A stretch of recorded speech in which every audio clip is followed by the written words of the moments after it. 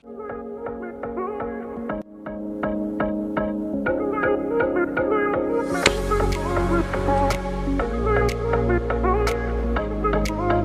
dacă tot vorbeam de mâncare, aș vrea să-ți spun o altă specialitate pe care am văzut-o aici și n-am văzut-o niciunde altundeva în Europa. Dacă vrei să te simți mai aproape de cafeaua aia turcească, aia bună, aia la ibric, aia făcută în nisip, să știți că aici în zonă este o cafea specială care este asemănătoare cu cea turcească, dar totuși nu e aceea. Deci pentru cei care sunteți iubitori de cafea sau iubitori de lucruri și gusturi noi, este un mod nou de a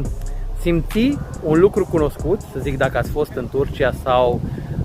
în Istanbul sau în Izmir, unde este cafeaua Turkish Tea